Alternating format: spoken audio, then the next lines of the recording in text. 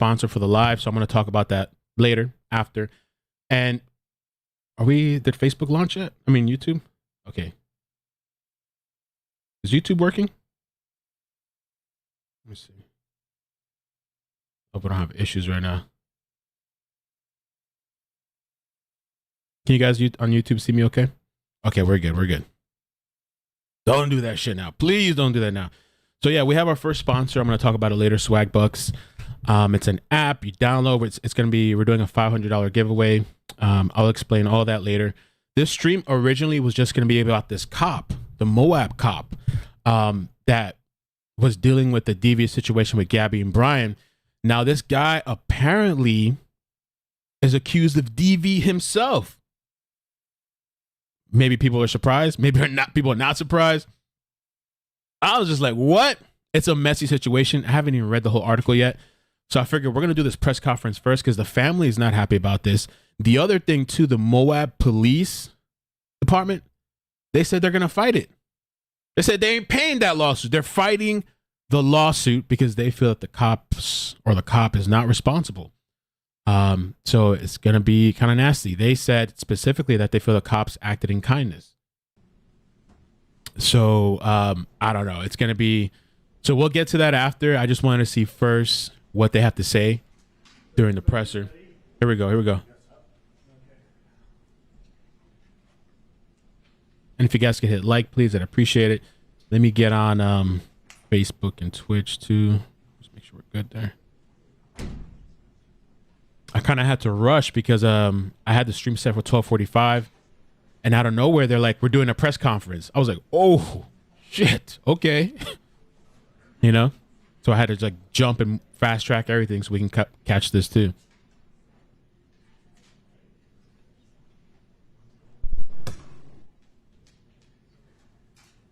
Have a short.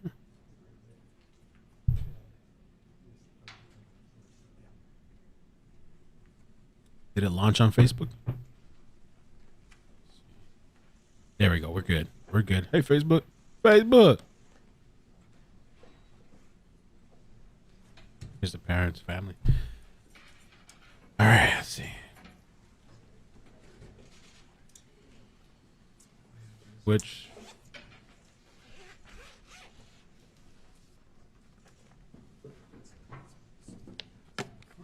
Would like to welcome members of the press here today. Thanks for coming.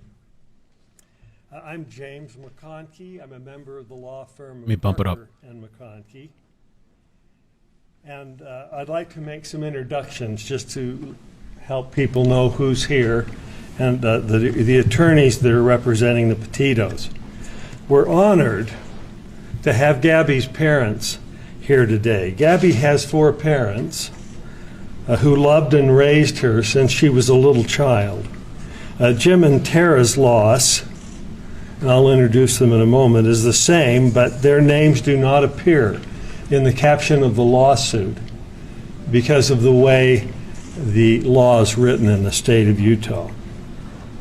If you could just raise your hand, maybe Joe, starting down there. This is Joe Petito, and then Tara. And then we have Nicole, Gabby's mother, and then Jim right there. Okay. There are 2 law firms involved, Parker and McConkey. The lawyers who are representing them from that firm are Brad Parker, Brian Stewart, and Steve Jensen, and myself. Also the firm of Zimmerman Boer, which is an appellate firm. Parker and McConkey is a litigation firm. And Fred Voros, if you'd just introduce yourself, is a member of that firm. He was the retired presiding judge of the Utah Court of Appeals. And we also have Dick Baldwin, who's with us. And Dick is well known for his expertise in the complexities of trial strategy and litigation and presenting issues at the appellate level. It's one of Utah's most respected firms who know and understand the appellate process. We will proceed by making a couple of short statements. I'll make a brief statement, and I'll ask Dick Baldwin to talk to you for a moment about the document that was filed this morning at 8 a.m., the complaint, and briefly just talk about the causes of action. And then Brian Stewart will speak for a moment and make a statement and answer questions about the lawsuit in general. And then we'll take 15 or 20 minutes and have the family respond to questions. However, the family will not answer questions involving the facts of the case. That's off limits. But as you know, there's an ongoing FBI investigation, and our own investigation continues. But they're here to talk about Gabby and their loss and the purpose of bringing this lawsuit. This morning at 8 o'clock, a lawsuit was filed, the primary cause of which is a wrongful death action, alleging that if the Moab police had followed the requirements of the Utah law, the Utah statutes on domestic violence, Gabby would still be alive today. The family would like me to emphasize that the purpose of this lawsuit is to honor Gabby's legacy by demanding accountability and working for change in the system to protect victims of domestic abuse and violence and to prevent such tragedies in the future. For that purpose, they've established a foundation which has been very successful. And you can ask them about some of the successes that they have had and the things that they have done to make life safer for those who are involved in intimate partner violence. Intimate partner violence and domestic violence is an insidious problem in our society because the signs and the symptoms to a layperson don't seem threatening, and they're often hidden and they go unrecognized. All these signs and symptoms were present when the police interviewed Gabby and Mr. Laundrie in Moab. And although these signs and symptoms are not recognized by members of the general public, they are recognized by police officers who are trained to stop and intervene in these kinds of situations. Many times, they're the last stop on a course of conduct that can lead to serious violence and death. The signs and symptoms were there when the police interviewed Gabby, but they were not acted upon, even though Utah law required it. Domestic violence is a poison, a silent killer that could very well affect our own lives and our own loved ones. I'll ask Dick now to speak briefly on the causes of action.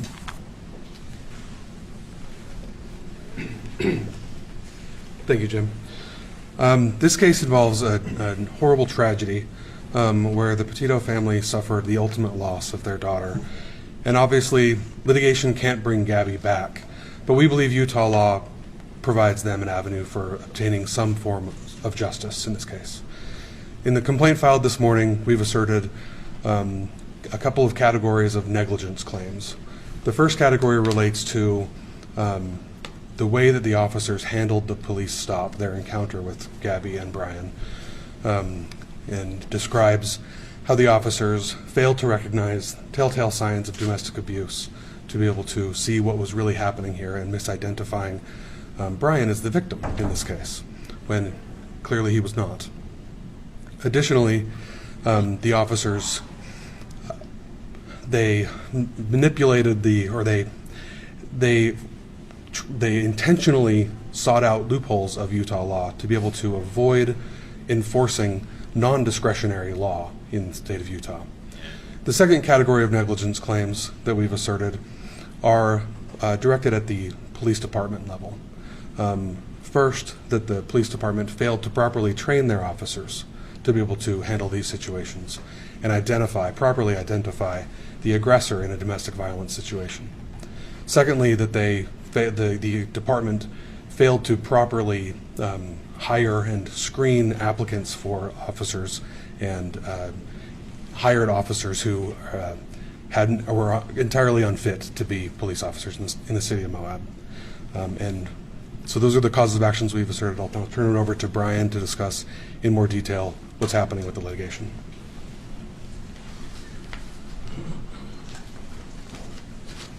We did see on video that they were looking for ways to like avoid. Thank you, Dick, and thank you, Jim. Man, whatever. We appreciate you being here today. I'm going to read a brief statement regarding the lawsuit that was filed this morning and some of the information that we've been learning in just recently, and that you've been learning just recently through the lawsuit and through some reports that have already been published. And then I will take any questions that you have and give you the best answers that we can now based on the information that we have. It is an honor to represent Gabby here today, and it has been an honor to represent her parents, Nicole and Jim, and Joe and Tara.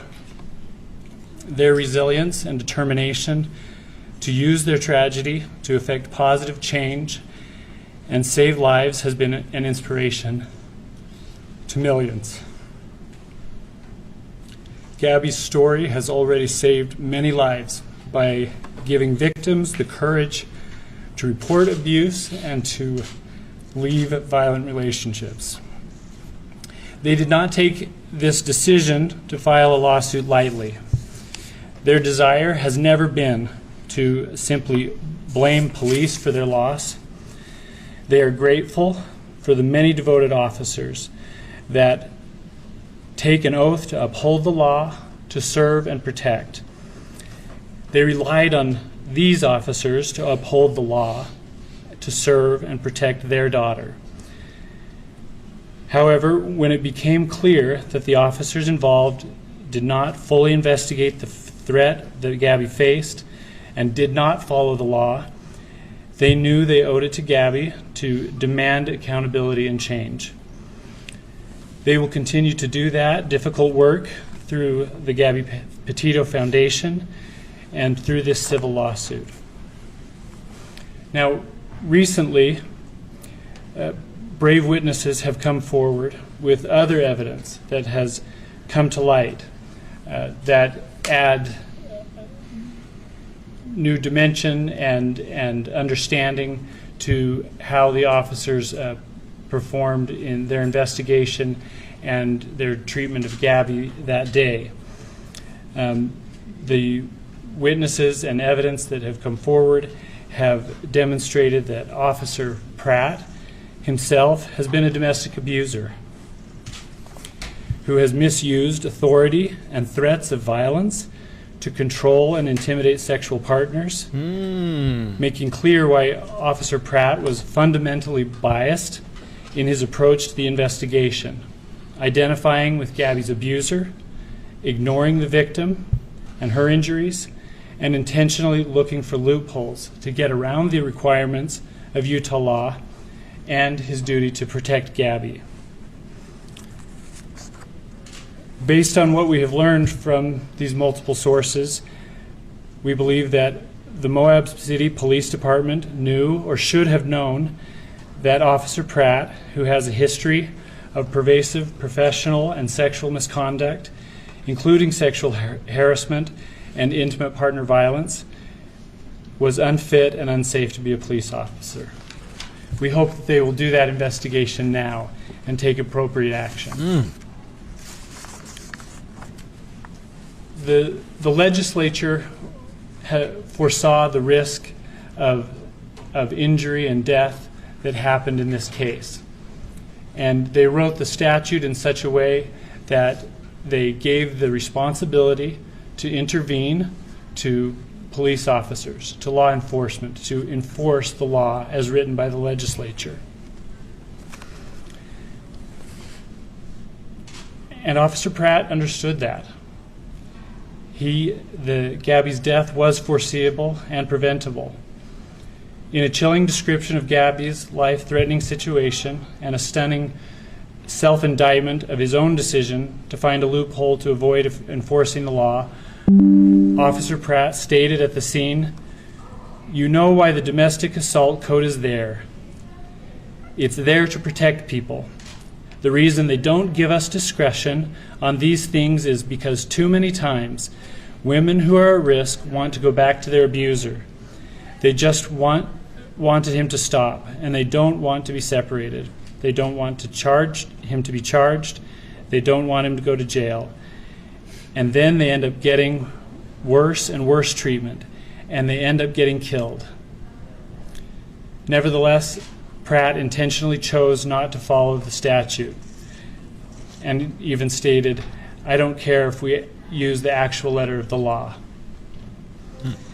We believe that Gabby would be alive today if he had done his job to enforce the law as written and protected Gabby that day. I'll now take a few questions and do my best to elucidate any points that are unclear. The Supreme Court has a high threshold for law enforcement lawsuits. Are you laying out the case why you believe that you can overcome that? Because the Supreme Court's been pretty adamant. Well, I mean, we believe that these officers in this situation clearly did not follow the law, and it's clear that the statute is not discretionary. It's mandatory that they effect an arrest and intervene when these circumstances are present. And so this wasn't an act of discretion. It was a knowing violation of the requirement of the law. So are you saying that all police departments need to be making arrests in situations like this? I'm saying that You use the word all mandatory. that all police departments need to follow the law as it is written. Since government immunity shields people from torts in Utah, why does statute matter? And can you explain the constitutional arguments on page 4 of the complaint? Right, and I'm going to let Dick answer the questions on the governmental immunity. I think he's the best person to answer those. So without getting too much into the weeds, a unique feature of Utah is that Utah's Constitution, since its founding, has protected the right of action for wrongful death. And the Utah Constitution provides that right shall not be abrogated. And so our argument, we believe that Utah law protects a claim, including against officers or people who've been given immunity for acts, including negligence or anything else, that leads to a wrongful death under the Utah Constitution as it was originally understood, and an originalist framework for the Utah Constitution. Are there any other questions with respect to the pleadings or the I wanted to statute? ask about what Moab City said in their statement to us this morning, and that is that no one could have predicted the tragedy that befell Gabby based on that one encounter. How would you respond to that? I would respond to that saying that the legislature foresaw this situation, and that's why they wrote the law the way that they did. And Officer Pratt also foresaw that outcome. Not that it would happen every time, but that it was a potential outcome when these circumstances were present. And he said in no uncertain terms that this is why they don't have discretion to not arrest. And nevertheless, he chose to try and find a way to not follow the statute that day. So we believe, in response to Moab's statement, that that their officers should have followed the law, and that if they had done that, that Gabby would still be alive. Okay. I think we'll probably allow some time to ask. You're welcome to address your questions to a particular member of the family. They won't answer questions on the facts of this case, the ongoing investigation, but they will respond on how they feel and why they're bringing this lawsuit. So feel free to go ahead. Are they going to approach the mics, or are they going to be? Well, I think if you'll ask the question, then I'll have them come up and stand here, recognizing that you need to have their voices loud and clear. Joseph, can you tell us a little bit about the intentions of this lawsuit? I know James talked a little bit about it, but from the family's perspective, could you talk a little bit about that and why you're doing this, pursuing this?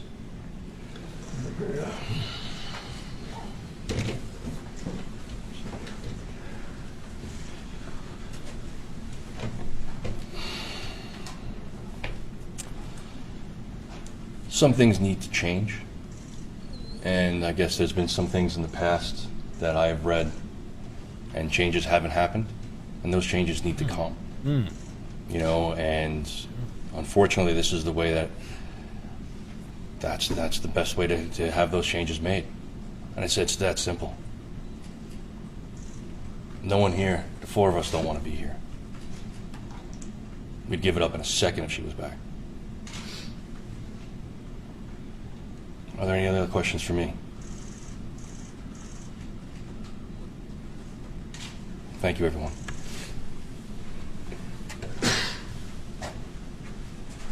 Nicole, can we ask you a couple of questions as well, too?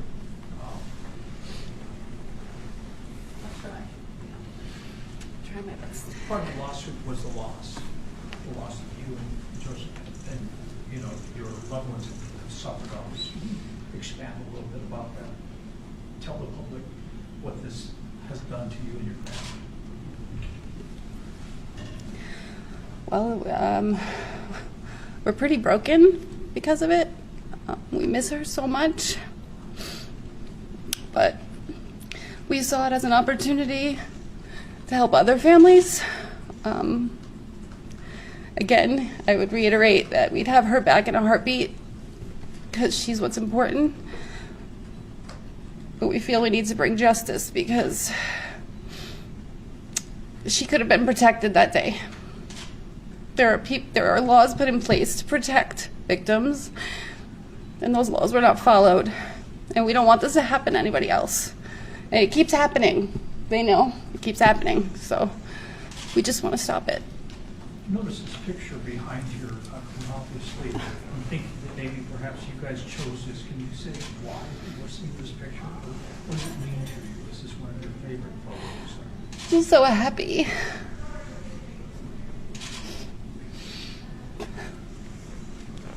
She's just happy. That's who she was. That smile.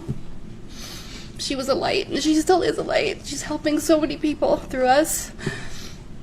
We have stories. People tell us that her story inspired them to get out of a relationship, or inspired them to change their life and just be a better person and travel, whatever it is. She's inspiring so many people. We're just proud of her.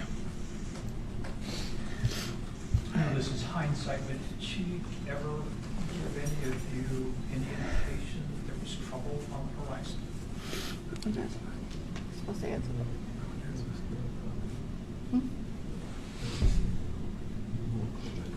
Yeah, we're not really, I've said it before, we didn't know that Brian was who he was. We just didn't know. There was no indication of that.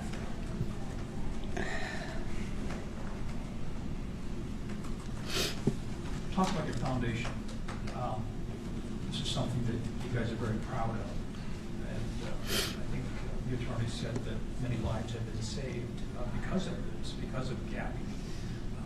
She's a light to many people. Talk about that. We just, like I said, saw it as an opportunity to help people, and through the foundation, we were able to reach millions of people all over the world.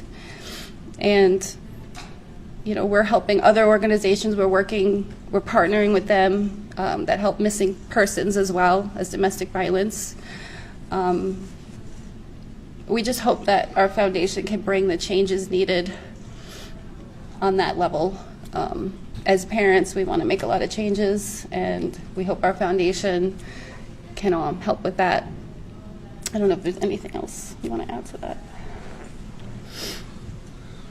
Yeah, it's Gabby's story really resonated with a lot of people across the world, and I guess they saw her in themselves and recognized their potential for the situation that they were in being bad. And we've received a lot of messages from people that since we had started the foundation and we started partnering with a lot of these other organizations out there and trying to bring more awareness to the world about it, that it helped recognize that they were potentially in bad situations, and now they're doing better. Initially, when we had started the foundation, we had partnered with the Domestic Violence Hotline. They were one of the first organizations to reach out to us, among others. And they allowed us to put a link on our website directly to their website, where someone could go to them for help 24 hours a day, 7 days a week. They can get online assistance with that. They can speak to somebody right there, and they have additional services they can provide. And in the short time from the time in October of last year when we got that up on our website, linked to their website to get help, to right around the beginning of December, they had told us that in that short time alone, that they were able to track over 350 people that had come to our website looking for help, looking for assistance, and were directed to them. And not only went to their website and just looked at it, but were actively receiving help for their situation that they were in. So for us, that was monumental to hear that, you know, in just a short time, that many people were impacted, and that number has grown since that point on. And we've had more organizations that specialize in domestic violence, even missing persons, search and rescue organizations reach out to us, mainly because of the notoriety of Gabby's case, we believe, but because people seem to respond to it and listen to it.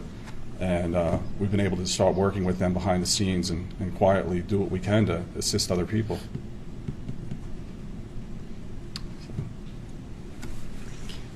I just want to add something here.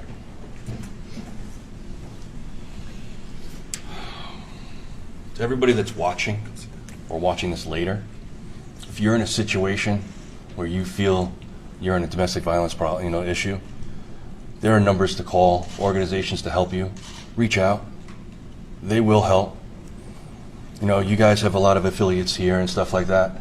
I would ask you to go back to them and put up a link to those organizations, whether it be the National Domestic Violence Hotline or a local or national missing person site, so that people can get help, because they are the ones that matter now, and they might not know where to turn. So when they see something like this, because this story resonates with them, hopefully they can get the help and not end up on a picture behind us. So I ask for that from everybody. Thank you. Okay, any other questions? And we'll bring it to a close. Yes. The witness statements that you referenced earlier on the Officer Pratt, is that just witness? Is there other evidence that you can point to his behavior before he was hired?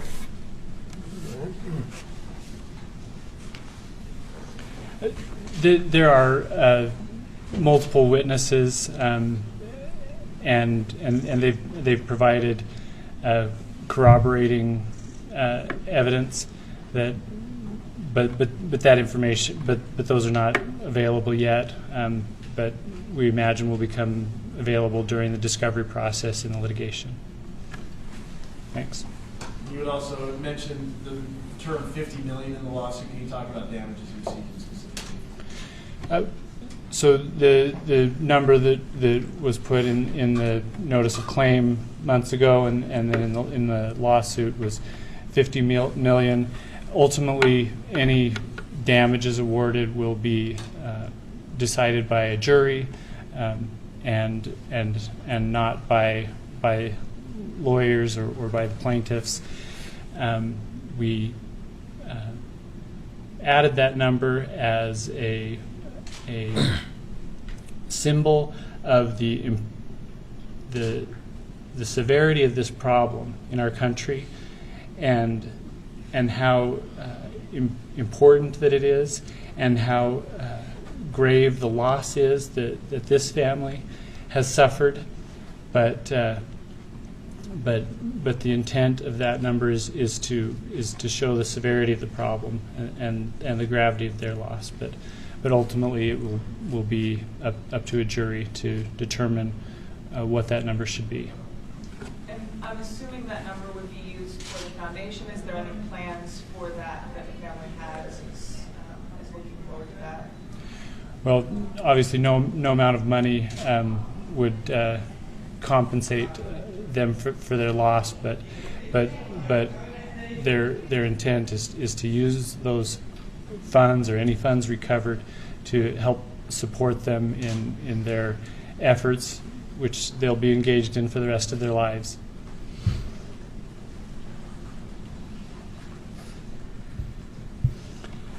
Thank you so much. We appreciate you being here. And Yeah, thank you. We'll call it a close, and thanks for coming. Thank you, everyone. Let's go out this way. All right.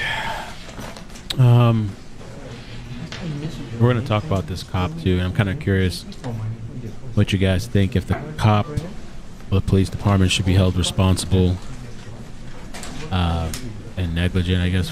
Well, they're saying too for Gabby's death is what they're saying. I'm going to read. There was an interesting article, and then there's also something else that I found.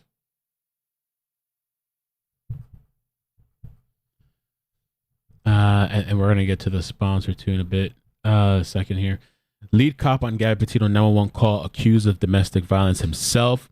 A Utah woman says her extramarital affair ended with death threats. So this is the cop that had handled the situation with Gabby and Brian.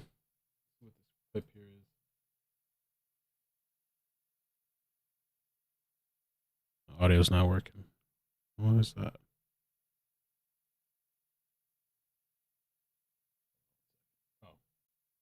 He was on the run. And I wanted to jump to the screen and rescue her. That's all I can really say about that. So they're suing. It's $50 million. That's Gabby Petito's mother, who is now suing a Utah police department, claiming they mishandled her daughter's cries for help. Like this. He didn't hit me in the face, like me in the face. Petito was found dead days later, and then her boyfriend, Brian Laundrie, he was on the run. Brian Yanis joins us. There's people that think that Brian's still alive. The conspiracy people. With the latest on this. Hi, Brian. Hi, Dana. Well, Gabby Petito's family announced yesterday they will file a $50 million wrongful death lawsuit against the Moab City Police Department, 2 officers, and 2 former leaders. Now, on August 12, 2021, body cameras captured a traffic stop in which 2 Utah Moab police officers pulled Petito and her boyfriend, Brian Laundrie, over. Petito is seen crying uncontrollably. She has cuts on her right there. His name is Eric Pratt, the bald guy with the beard. Her face, and the officers knew of a 911 call in which a witness claims to have seen Laundrie hitting Petito and trying to steal her phone. Despite all this, the officers split the couple up for a night and then ultimately let them go. A couple weeks later, Petito was dead. Laundrie left a notebook confessing to killing her. Petito's parents believe the Moab, Utah police could have saved her life had they acted differently. The officers failed to recognize the serious danger that she was in and failed to investigate fully and properly.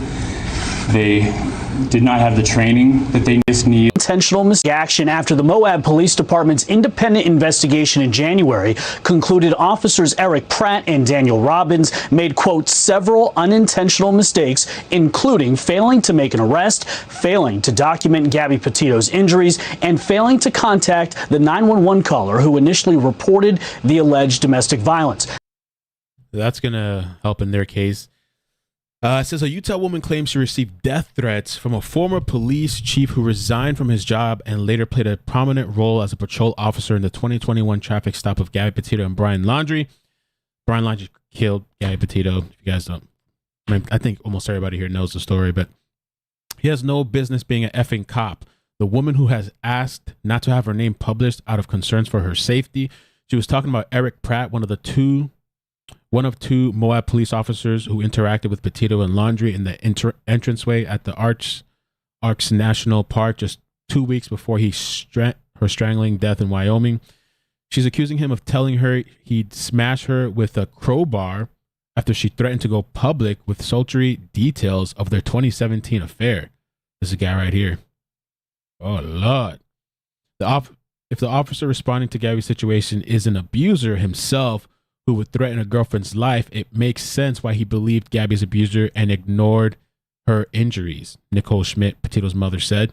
With him in charge, I don't think Gabby stood a chance. The handling of the Petito/Laundrie call, first reported by Fox News Digital, resulted in no arrests or citations, despite a Utah law requiring such actions following domestic violence incidents, prompted an independent investigation that faulted the officers for unintentional mistakes after they deemed Petito, not Laundrie, the aggressor. So Gabby was deemed the aggressor by them. The Utah woman said she contacted attorneys for Petito's parents after learning Pratt had been promoted to detective and made a school resource officer in Moab. Amazing. He had resigned from his role as Salina police chief in 2017, according to a letter he wrote at the time. She says the move came after she confronted the mayor about his alleged mistreatment of her. In 2017, the woman said that she was going through a divorce and Pratt was still married. Oh, shit. To the ex-wife he mentions on body cam. Oh, you guys remember that on the video? I think he was talking to Brian. Pratt was still married to the ex-wife he mentions on body cam video during a conversation with Laundrie. The two had known each other for years and began a sexual relationship that morphed into an emotional friendship. She said at one point, her conscience caught up with her and disclosed her affair and other alleged trysts with Pratt's then wife. Oh my God. So she went and told the wife. They had a contentious falling out. She said she told the mayor to get him to leave her alone or she'd go public with the affair and intimate details. It had already gone to the mayor and he was prepping to resign. She said it had been about 2 weeks since they last spoke. She was shopping at Walmart with her daughter when she ran into him. This is like a small town too, right? Moab. Just running into people probably all the time. He followed her out of the parking lot to a gas station in Richfield, she said, flashing the lights of his personal vehicle behind her. He went to the back seat and started talking to my daughter, telling her how adults don't always see eye to eye. Damn, man, that's kind of creepy. I can't imagine. I thought about this the other day. Like, imagine dating a cop or being in a relationship with a cop. Has anybody ever dated a cop or police officer before? And I just can imagine if you're dealing with a psycho that's also a cop, it's got to be intimidating as fuck. And so this guy comes over there and walks up to the back seat to talk to her daughter, eye to eye. We don't see eye to eye, but in the end, hopefully everybody can be friends, she said. He then went and bought the girl some candy. He came around to my window and told me that if anything ever got out, he'd kill me with a crowbar, the woman alleged. About a year later, she claimed he asked her to meet him at a Denny's restaurant. She did. They had a long talk and she left with a peace of mind. Wow. I didn't have to be looking over my shoulder anymore. Anything like that, she said. I don't feel bad for this guy at all then. Fuck him. If it's true. Attorneys for Gabby Petito's family say new photo evidence shows injuries. And oh yeah, we talked about that on the previous stream. She sustained before the Moab 911 call, 911 call. But she said he allegedly made another alarming statement during the conversation. Had this been the day prior, there there would have been a grave dug and you would have been in it. I asked him what changed his mind about not wanting to kill me anymore, and he said he had decided that it wasn't me that had ruined his life. It was one of the other girls that he had an affair with. So he had another affair? This guy's a mess. Pratt did not respond. Allegedly, Pratt did not respond for a comment. The Utah Department of Public Safety told Fox News Digital it had no record of any ethical, criminal, or other complaints filed against him during this time as chief. And Selena, he is named in a wrongful death lawsuit that Petito's parents have announced against the city of Moab, its police department. Also named the former Moab chief Brett Edge, former assistant chief Braden Palmer, and officer Daniel Robbins, who initiated the stop. The city has declined to comment on the pending litigation. The Petito family lawsuit alleges that Pratt and Robbins failed to handle the call properly after a witness reported seeing laundry hitting Petito, grabbed her phone, and tried to drive without her outside an organic grocer in the heart of town. And Pratt's body cam footage, he is heard asking fellow responding officer Robbins, how far do you want to go with this? He did do that. We can watch a little clip of this. So let me do this right now, kind of knock this out of the way. So I have a sponsor to the channel. The first time they were doing a sponsor, I wasn't intending that press conference. I was just going to do the police officer update, but I don't know where they said they're doing a presser, so we had to do that. I'm sponsored by Swagit. It's an app. It's a video app. I put the link in the description. It's also in the chat. We're doing a $500 giveaway. In 7 days, we'll announce the winner. It's going to be randomly picked. So the first winner gets $250. The other two get $125.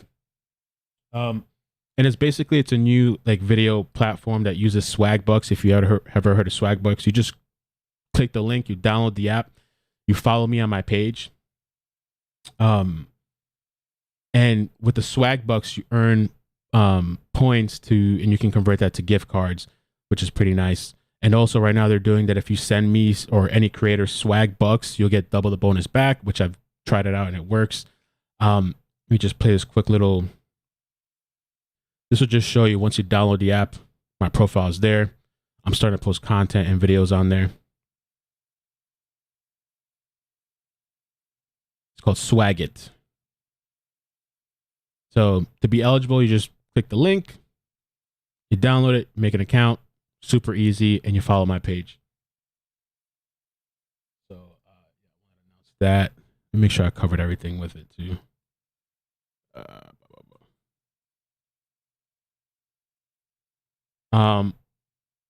I've been messing around with the app so far, and it's been kind of fun. It's been cool. I'm still kind of practicing the vertical content on there. I'm kind of working with them to try to, when I can, if there's any bugs or glitches, try to, work them out and stuff. And you earn points by just watching videos. You earn swag bucks by downloading the app. You get swag bucks by watching videos. You earn swag bucks, and it's pretty cool, pretty dope. So if you support me, support the channel, I'd appreciate it. The links are in the description, and we'll see how it goes. We're just doing for this week, and we'll see how it goes if we continue to do it in the future. And yeah, leave me a comment on one of my videos about what you think. All right, so back to this whole mess situation, which I really am wondering what you guys think about this cop. Okay, we're gonna get into this. There's some more to cover about this. Should this guy? I almost want to. Can we do a? Okay, you know what? I'm gonna do a quick poll because I want to know what you guys have to say about this. So for just a second, I'm gonna take down this pinned link. Or can I do the? No, I can do the poll with the. Okay, I can do it. Should Moab? And I wonder, should I say police department or the officer? Should Moab police? Let me just say, should Moab police be held responsible? And I got to read you something else that I found interesting. We're not done. We're definitely not done. Something that I found. Where did I find this? Where did I find this? Okay. So this is that same officer, right? Let me just interject here for a second. Oh no, what am I doing? Oh shit, how do you? Oh, there we go. Okay. Don't mind me. I'm tripping. Okay, the officer's previous comments about policing. The lawsuit also suggests that Pratt should not have been hired by Moab police because of previous statements he made about law enforcement. Speaking in 2019 on a podcast called Books in Hindsight, Pratt talked about being disillusioned by police work and hating the job. When the curtain got lifted and I got to see how everything's going, why things are the way they are, I started to realize nobody really has the answers, he said. We're all kind of clueless. Pratt said in an interview that he didn't like certain laws or understand why lawmakers put them in place. He often tried to find my own loopholes, perfectly legal. Oh shit. That's something for them to use for the lawsuit too. He said, one example he said is if he pulled someone over for not having car insurance, he advised the person to quickly go online and purchase some so he wouldn't need to write them a ticket, that's pretty nice. How often do you see officers do that, right? In the lawsuit from Petito's parents, the attorneys argue that Moab police should have investigated Pratt and found the podcast, as well as the previous allegations of threats. It's not clear how those would have been uncovered, as the woman never filed a formal report. Maybe, I guess, because she was afraid, but now she's coming forward. They're going to have to investigate that, I guess, with this woman. They also say his feelings about loopholes in particular played out when Pratt didn't carry out the law on domestic violence in responding to Petito, which I mentioned earlier. The lawsuit claims that Pratt has also been involved in misconduct on the job while in Moab, even though they're claiming they didn't find any of that in one of the articles, outside of the Petito case, and is currently being investigation internally for that. So I thought that was kind of interesting. The poll, let me see, 80% say yes, they should be held responsible. 20% say no. Let me see how long this video is here. Oh no, we're not watching 50 minutes. We already seen this original video. You know why the domestic assault code is there? It's there to protect people, Pratt continued. The reason why they don't give us discretion on these things is because too many times women at risk want to go back to their abuser. They just wanted him to stop. They don't want to have to be separated. They don't want him to be charged. They don't want him to go to jail, and they end up getting worse and worse treatment and end up getting killed. Which is true. See, my thing is like, they definitely made the wrong choice. They made mistakes for sure. I feel like if one of them had been arrested, I feel like they probably still, we don't know. We can't even predict this. It's just speculation or just thoughts. But just more than likely, these people go back to each other. Those are usually the situations, unless that would have been a wake-up call if either one had been arrested. Maybe if Gabby was arrested because they thought it was her, even though it wasn't. Maybe if Gabby was arrested, maybe then she would have called her parents. Maybe somebody would have been like, yo, you need to get the hell out of there. We're going to come pick you up or something. Maybe that could have, whatever. This remark in the body cam footage also caught the attention of the former fling. She said it reminded her of part of the 2019 podcast interview in which he talked about finding loopholes to get out of charging people during stops. The family filed a notice of claim for Petito's wrongful death in August and is expected to make an announcement in connection with the case Thursday morning. There's the guy right here. The allegations made against Officer Pratt that he harassed and threatened to kill a former girlfriend are deeply troubling, but may explain why he handled the investigation in such a biased manner and failed to protect Gabby, Petito attorney said.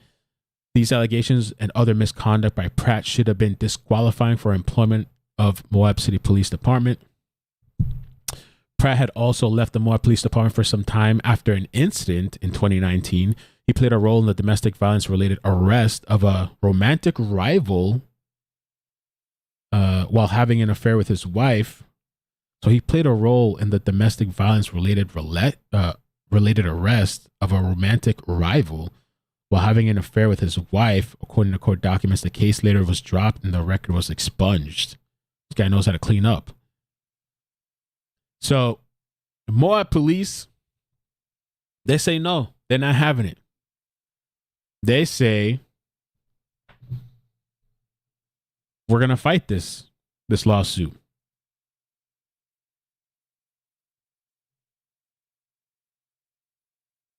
Damn.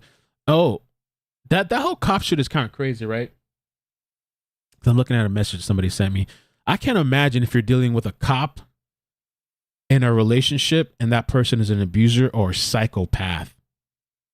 And, you know, the cops are probably the department. They're probably going to look after their own. They're probably going to scrub information. They know all the things that you need to do.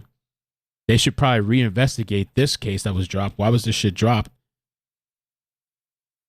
And the record expunged. They know how to clean up. I couldn't imagine that, because I've seen some cops, right? Like some female cops and some pretty nice looking ones, you know, attractive. And then I thought, like, damn, imagine being in a relationship, because she looked, I don't know. Part of it's like, it's kind of hot, but then at the same time, it's like, fuck, like, what if they think you're doing something? What if they think you're cheating? What if they're upset? They're always carrying a gun and shit in the house. Like, you know what I'm saying? Like, how do you deal with a cop? You don't think these people are going to believe you. More police say they'll fight Gabby Petito's family. Let's take a look at this video clip. The city of Moab released their response to Gabby Petito's family's intent to file a wrongful death lawsuit. The Petitos announced in August that they want $50 million in damages from the Moab Police Department and other city officers. News specialist Debbie Worthen is following this for us tonight. And Debbie, what's the significance here of the timing? Well, Dan and Dini, this week marks the deadline for the city's response to that filing, meaning they could agree to pay the $50 million or fight the case in court. Tonight, they did the latter. Tonight, the city of Moab saying that while their officers acted with kindness, respect, and empathy toward Miss Petito, they aren't responsible for her death. Brain stretching. The case of Gabby Petito, the 22-year-old social media influencer found dead last year in Wyoming, has gripped the nation. Her boyfriend and van life travel partner Brian Landry died by suicide weeks later with a note by his side admitting to killing her. 2 weeks before her death, Petito and Landry were here in Moab, Utah, and had an encounter with Moab police officers. I was just trying to get in the back of the car. I'm reading another article too. It says the Moab Police Department city officials say they will ardently defend against that lawsuit. They're gonna fight it. They're not. Because I was thinking maybe if they just settle or something like that, they're gonna fight it. The city of Moab stated that while the death of Gabby Petito was a terrible tragedy, Moab City Police Department officers are not responsible for her murder. It's going to be messy. Petito's family alleges officers could have saved their daughter's life. Watching it is very painful, and I wanted to jump to the screen and rescue her. While the city of Moab says Petito's death is a tragedy, they say officers are not responsible for her eventual murder. The attorneys for the Petito family seem to suggest. Rolinick said in the chat, Jazz pointed this out, Gabby Petito and Brian Landry were 2,400 miles apart from each other for an entire week, days after this police stop. Didn't it happen that Brian, I thought, and maybe you guys can remind me, for the people that have been following this thing for the whole time, Brian, at one point, he had gotten up and got a flight to Florida, didn't he? Yeah, he flew to Florida.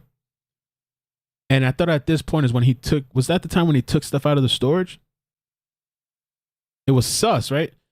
Yamil says, iCkEdMeL, you should interview the woman who was with police. If that woman is out there, and if you're watching, because they didn't release her name, if you're watching, reach out to me. We can keep you anonymous. If you want to tell the story about this cop, give us some more details. You can reach out. You want to put out the story. Or if somebody knows her that's watching, I always protect people that, you know, the identity of people if they want me to, if they want to be anonymous. He cleaned out the storage, right? That shit was sus as hell.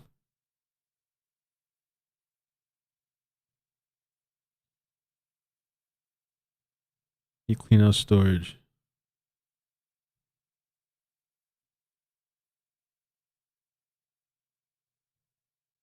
Brian went to a hotel and she went in her van.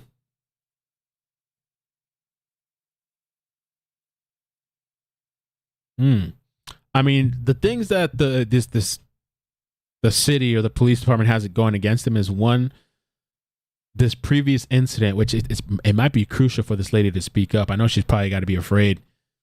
And then this other thing we're looking at, this other expunged thing that was, I don't know if that's the same situation. And then this guy talking about looking for loopholes, even though it seems like he was looking for loopholes to help citizens. That somehow our officers could see into the future based on this single interaction. In truth, on August 12th, no one could have predicted the tragedy that would occur weeks later and hundreds of miles away, and the city of Moab will ardently defend against this lawsuit. With the city vowing to fight a lawsuit, the Petito family could officially file any day now. Debbie Worthen, KSL 5 News. Thanks a lot, Debbie.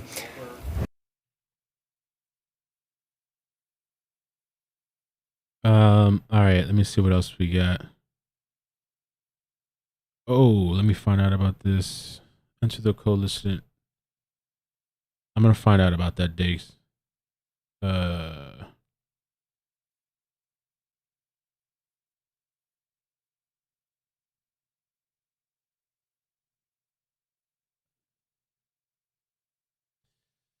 New tonight. Okay.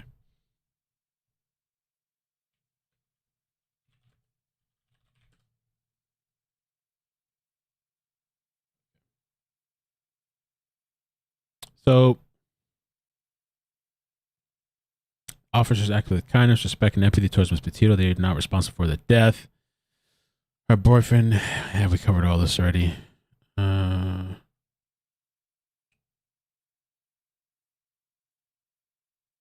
This other thing too, I don't think we can just go over some of this video, but just the behavior of this guy. Surveillance footage shows Gabby Petito and Brian Laundrie walking around Whole Foods supermarket, August 27, 2021, the day she was last seen alive.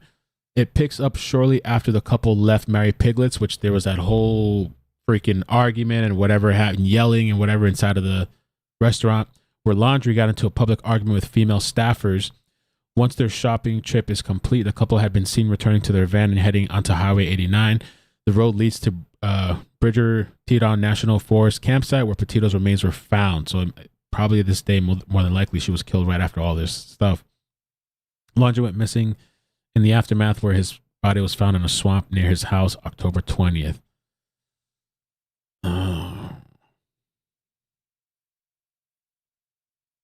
Brian, before Laundrie gets out of the driver's side and slams the door, he then approaches the rear of the van, grabs a baseball cap from the back compartment. At that point, Petito steps into view around the passenger side, apparently still upset at Laundrie over the scene he caused at the restaurant earlier, with her arms crossed in front. Laundrie, meanwhile, had his hands in his pocket with his face hidden under the hat and obscured behind sunglasses. Weirdo shit. Footage from the inside supermarket, meanwhile, shows the couple pursuing the aisles, perusing. I don't know what that is. The aisles as they made their way through the store for about 15 minutes. Petito then could be seen grabbing some items as she wandered the store and putting them into a white duffel bag. Once their shopping is completed, about 40 minutes later, the couple could be seen returning to their van and heading to the Highway 89. I'm going to put this video on for a quick second. Let me get this. Thank you, Sally, for becoming a member. Appreciate that. Sally 37. BC, thank you for the super chat. Says, it has always bothered me that Brian said he didn't have a phone. Then he pulled out a phone from his pocket. Yeah. Gabby had her phone. It is all on body cam footage. I remember that. Yep. I think I did a specific video for that.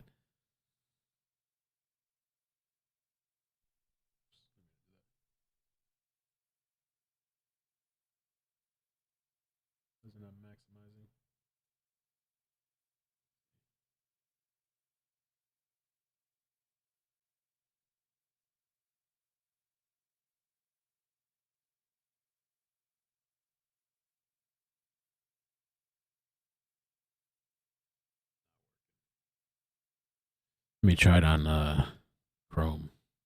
Yellow.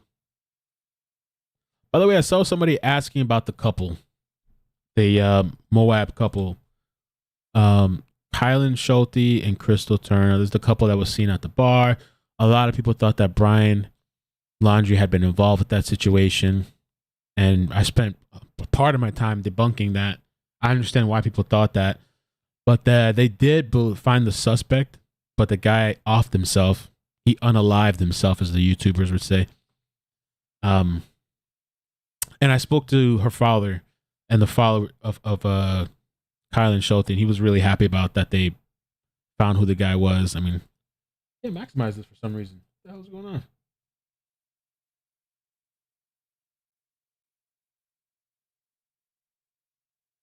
I guess I'll just have to work it like that.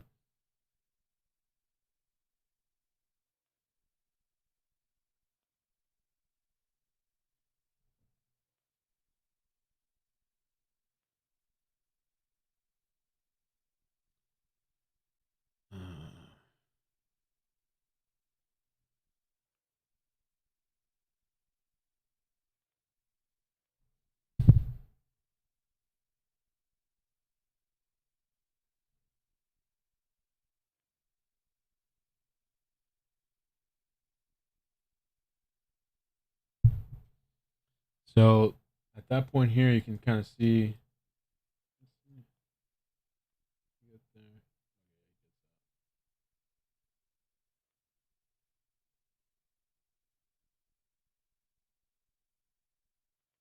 Pissed.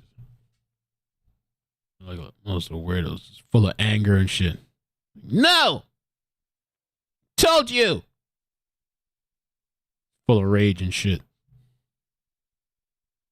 So 78% say yes, Moab police should be held responsible. 22% say no. Damn. Did she call her mom or Brian Laundrie? Her mom said she wasn't aware of the incident. Did Gabby lie? I kept always hearing, I kept hearing that, I don't know. They said supposedly she did. I don't know. When the Gabby, because when she was sitting there with police, I think that's what she told them, right? I don't know. Did she call? I don't remember.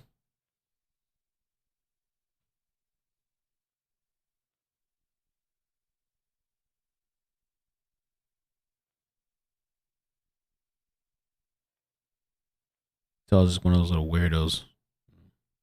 No, I don't know what his voice sounded like, but I told you no. And then he's like arguing in the restaurant with the staffers. And who does that shit? No.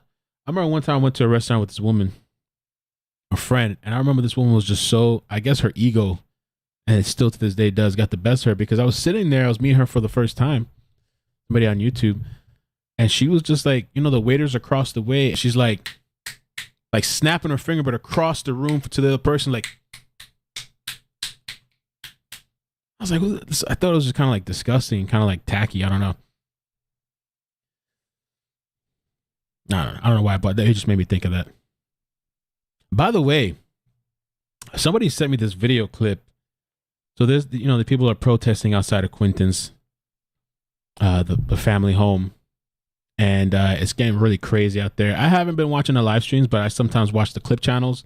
I can't spend my entire day watching these people. I got videos to make. I got stuff to do. I got my daughter's school. You know, all this shit. I can't be watching hours and hours of people just, you know, protesting. But sometimes I'll watch the clip channels, and somebody had screen recorded that one of these YouTubers, this guy apparently had went and attacked a woman today. It looked like to me like he attacked her. I think he grabbed a bull, like some sort of bullhorn, not a bullhorn. I'm thinking of this other chick. He grabbed a microphone thing or something from this woman, but like yanked out of the hand and shit. And I'm looking at this guy and I'm thinking, like, kind of like shaking my head. Not surprised at all, because this guy's a shitty person. Accusing me of shit on YouTube, right? False shit, false allegations. So why would you expect anything of integrity from a person that just concocts shit, right? But I saw that and I was like, damn, these people, and then I think some people were like deleting the streams and deleting the videos and shit after, but people already were recording it. And these are the people that people support on YouTube. I wonder what that is calling me. So it's a mess. It's a mess out there. I'm telling you. I'm not going to be protesting that shit. I mean, promoting that shit. But it is a freaking insane out there. I guess when they go back and leave. Couple exits.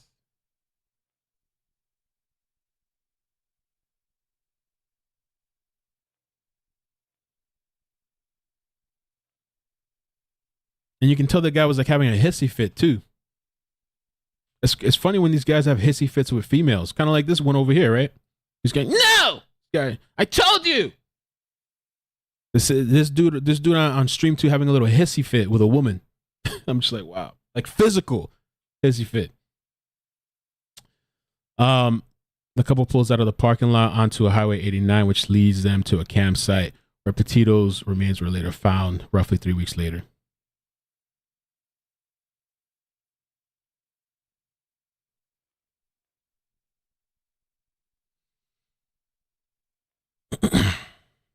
Hey, what's up, everybody? Thanks for stopping by. Make sure you hit the like button too. Oh, there's some Quentin updates too. Kind of like there's, you know, outside of the protesting stuff. I think I might do a video later just to kind of touch on some things. They still, that landfill thing, man, it's just not looking good. I want to see real quick when he got in. Did he slam the door when he went in? Oh, they just show there.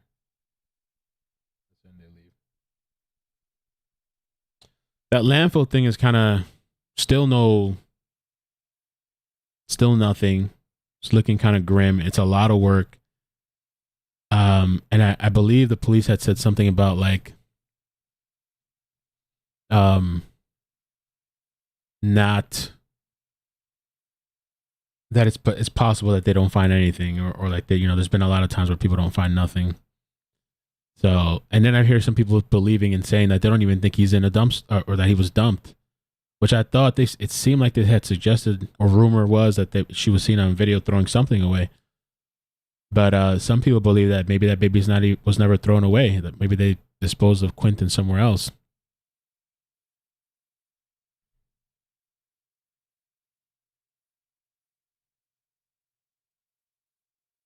Cancel. Oh, really? I mean, that's the thing that I was talking about the other day too, as far as like I had mentioned this in one of the streams of the videos, and I just said that you can tell by people's track record and history the shit that they're doing, and that stuff is just gonna catch up.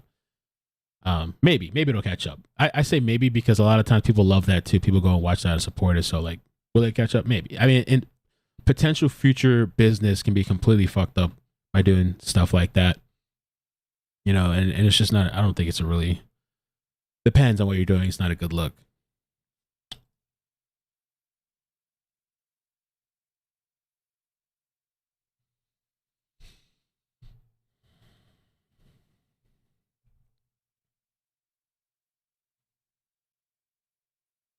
Oh yeah, it was a bunch of them making those false allegations. I could have made more videos on that whole situation. I kind of wanted to. I only really did one direct video, and that was it, because I know these people just want you to engage them back and forth. I don't want to join in the pig pen, you know.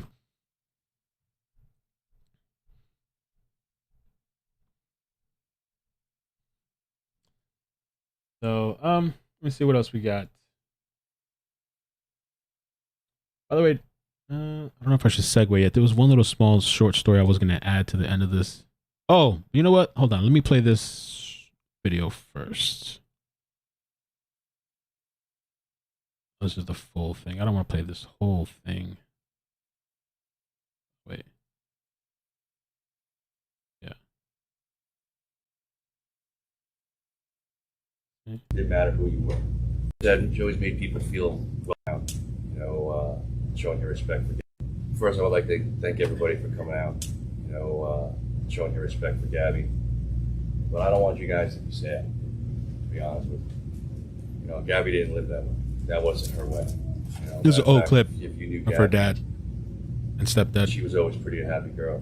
You know, people would gravitate towards her. Did Gabby steal the cheese? I don't know. Somebody had mentioned. I gotta look back. Smile and treat everybody kind. You know, so she always made people feel welcome. No. Hold on. Did they really steal the cheese? By the way, they did steal the stuff they picked up or buy it. That's completely cut out of the camera footage. Oh yeah, we're gonna have to go back and see. I know, not that it really matters, but I don't know. We'll take a look. Sure that you make time for people. It didn't matter who you were. You always treated people with respect. It really didn't matter. She cared. She genuinely cared, and that's how people would always, would always come up to her and just sit and talk, and it would take forever to get her out of places, So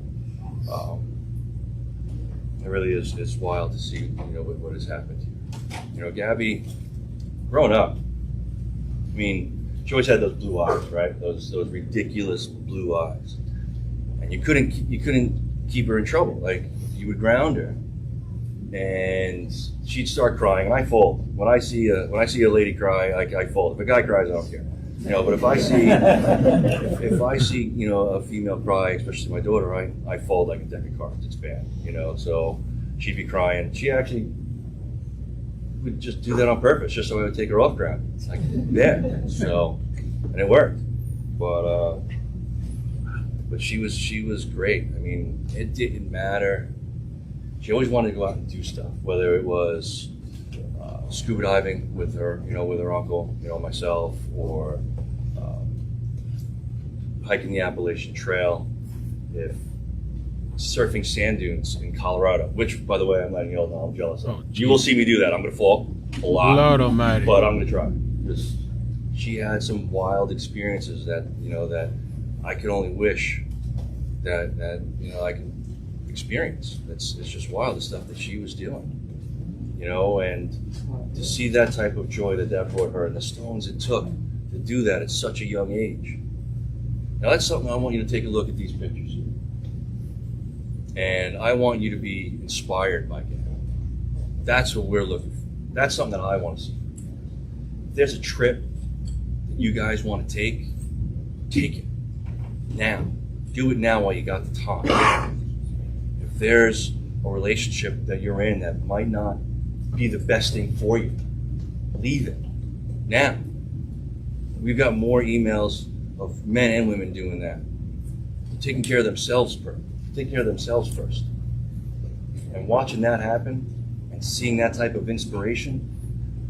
An email we got from a young lady that her child, who was 11 years old, wants to travel the country like Gabby did in a van. And she's making her parents take her to the I forgot the Golden Arches. Arches National. Arches, there it is. And so it's just wild stuff that she's inspired people to do.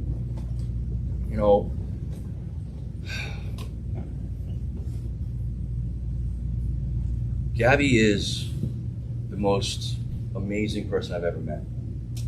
So if you're going to leave here today, I'm asking that you guys be inspired by the way she treated people. All people. Love knows no gender. Oh, wow. Love knows no bounds. She didn't care. She genuinely loved people. It didn't matter. So when you leave here today, be inspired by what she brought to the table.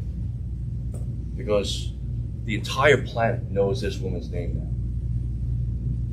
now. And she's inspired a lot of women and a lot of men to do what's best for them first. Put yourself first. And do it now while you have the time. I couldn't be more proud as a father. So, Jim. Best, and just to be clear, Gabby had 4 parents. They weren't step-parents. She had 4 parents that genuinely loved her as if she was her own. That was nice. And this man is one.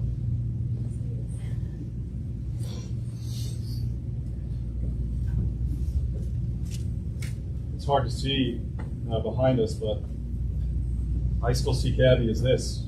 And the world sees this. But like Joe said, this is what I see. This is when I got to be blessed to know Gabby.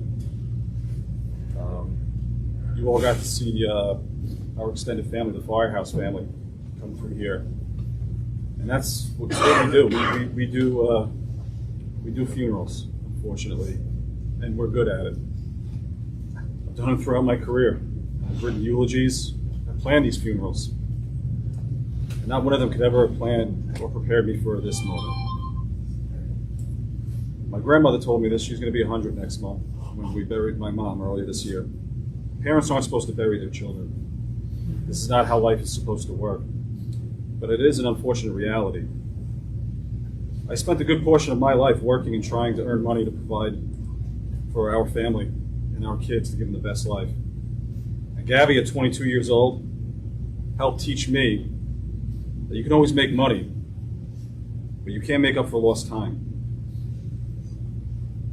Gabby loved life and lived her life every single day. Every day that I still see her as this child, lived her life. She is an example for all of us to live by, to enjoy every moment in this beautiful world as she did. Love and give love to all like she did. Gabby had a tattoo on her arm that read, "Let It Be," the title of a song from a band she loved. The beautiful thing about music is it can mean so many different things to so many different people. There's a verse from that song that speaks to me. When the broken-hearted people living in the world agree, there will be an answer. Let it be. It's okay to mourn for Gabby. It's okay to feel sorrow and pain. But we want to celebrate her and how she lived her life. We need to hold on to all those wonderful memories we shared with her, because that will be the answer. Let it be. Right. Let it be.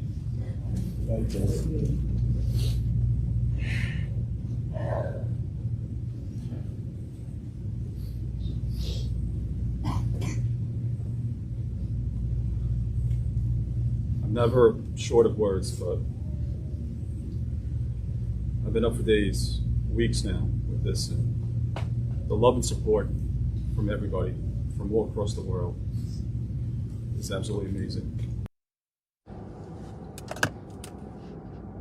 Oh boy. Don't mind that.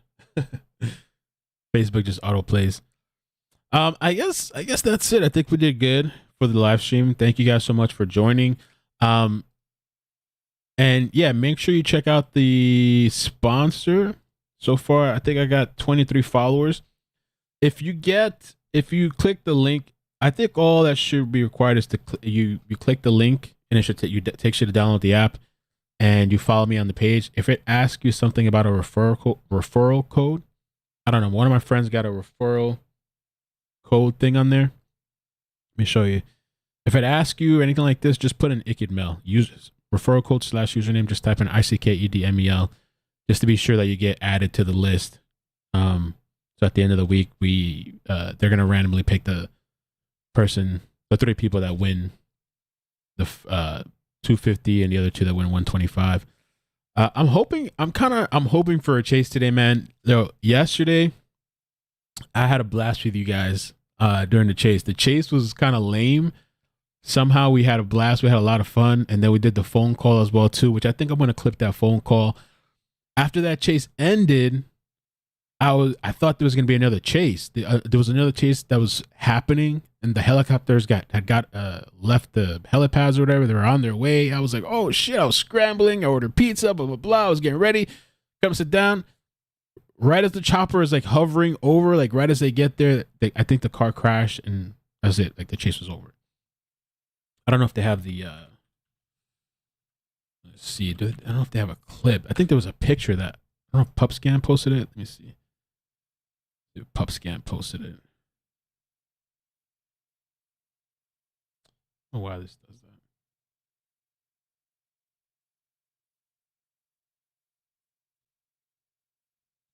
Breaking news, I was shooting. More info on pursuit. What happened, Gil? Well, Sharon Pedro, you're looking at this. Yeah, I think this is the one that I thought was going to happen, but it didn't end up happening. Let me show you. They have a little clip here. Apparently they crashed.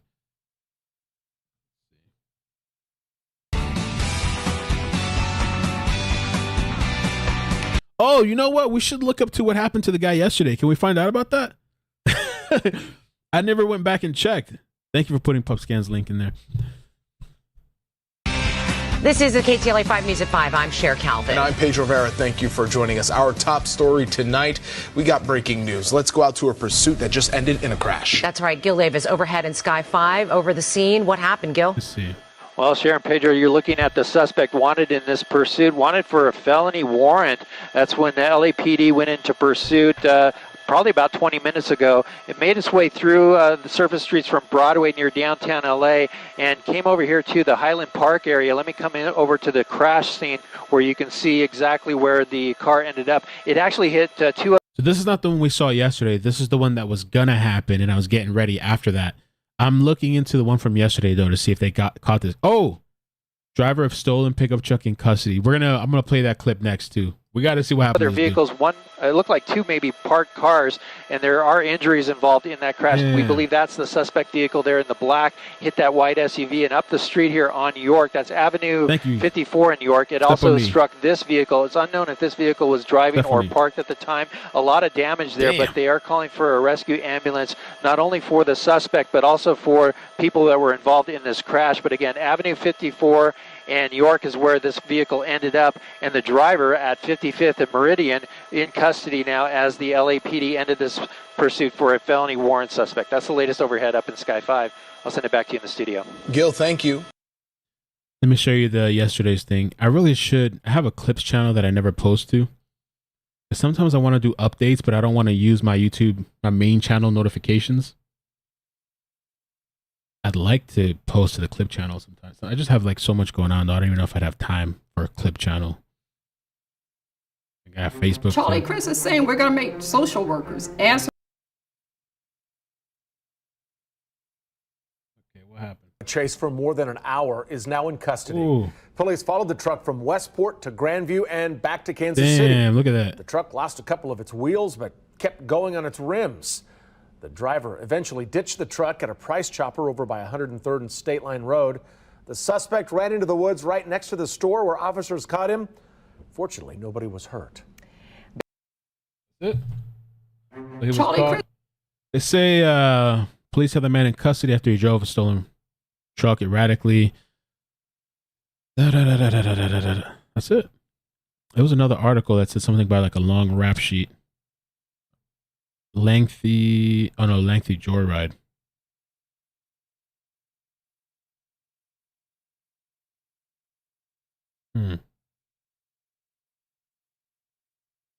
Why don't they put his name out? Don't put his name out?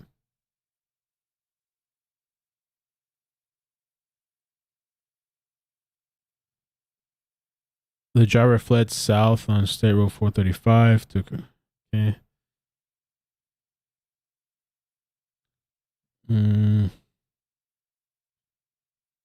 That was almost 3-hour chase. Police called up the pursuit because the driver had stolen the vehicle and was so reckless. But then officers saw that the man stopped at the Price Chopper parking lot.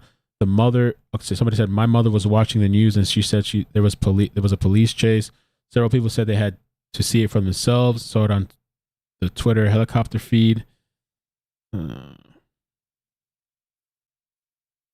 Witnesses said the grocery store went on lockdown for a few minutes. There was a concern the suspect might have entered. Police said the suspect went around back where they brought him into custody. Oh, so he was hiding in the back. We come down, we saw the paddy wagon. I guess he got in the paddy wagon. They whisked him off on the main road. Everyone's glad nobody got hurt, so they caught him. That was that paddy wagon thing we saw at the end. Devious domestic violence. Cancel. Cancel. You guys want canceled shirts? I was talking to, so I have this guy that makes amazing freaking emojis on Fiverr, like the best. And he made me some new ones that I added for the members. BC says, call Amy and tell her they got him. That was so funny yesterday. She was so nice. She was really nice. I don't want her to feel uncomfortable though, like I'm stalking her or some shit. That Amy call, I'm gonna clip that call.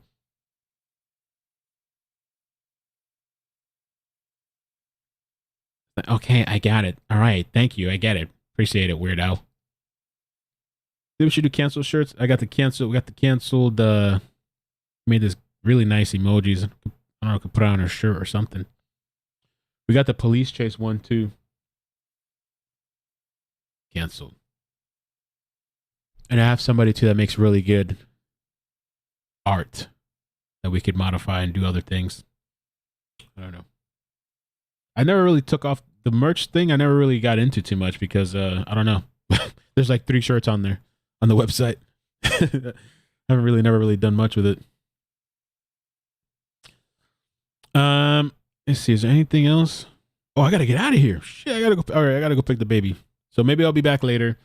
Thank you again so much, guys, for coming through, and thank you so much for supporting me with the first sponsorship on the channel.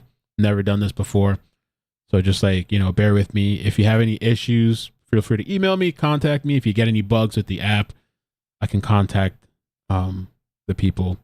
The referral code thing too. If you want, you can put iCkEdMeL. It's just as long as you use the link to download the app and follow me, and then we'll be tracking from there. And I'll be posting videos on there too. I'm gonna come up with some stuff to see what I can add on there.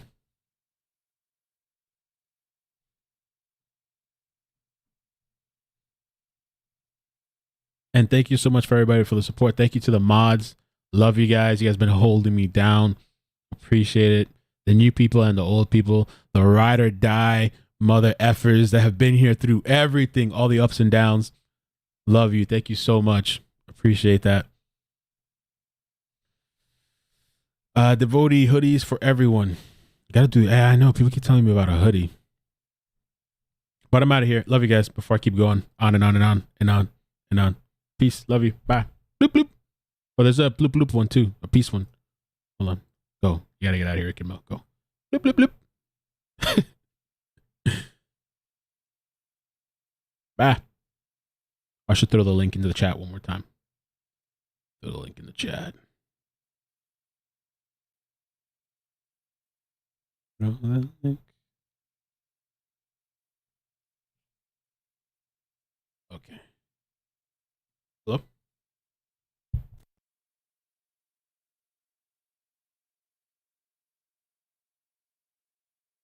Bro.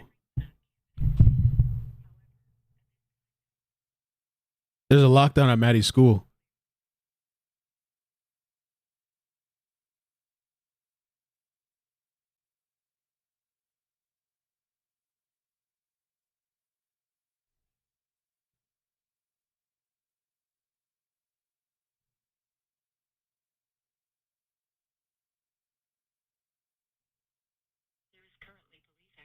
In the area. Everyone on campus is safe. However, at this time no one is allowed on or off campus until we are given the all clear by Hollywood Police Department. Please be patient with dismissal until the all clear is given. Oh shit. So they're not letting anybody leave. I'm just gonna head over there and wait, but they're not letting anybody leave this. Everybody's safe. What the fuck is going on?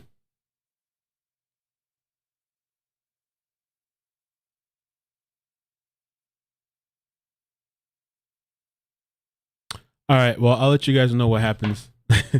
Crazy shit, man. You can't even send your kids to school now, right? God damn. And you know what's crazy? My daughter the other day, a couple of weeks ago, she had told me because something happened by her. It wasn't her school. It was the school close by. But I guess her school went on lockdown too or something. And she had told me that, like, Daddy, they made us go, like, go in the bathroom or something like that and, like, hide or something. I was like, damn, bro, she's 5 years old. And they're doing this kind of, I mean, I guess you have to these days, but it's just, it's crazy. South Florida. I'm not going to, I don't really want to put the city. Most people know where I'm at, but I don't want to like advertise it because these weirdos. But South Florida, Broward County. So, but I'm going to head out of here. But yo, I don't blame you. Rylan says mine is homeschooled. A close friend of mine, her daughter's homeschooled too. I see. Bye, man. I guess I got time, but I'm going to get out of here. I love you guys. I'll let you know on Discord what happens. All right. Bye. Whoa. I was supposed to go bloop bloop and I give you guys like a kiss.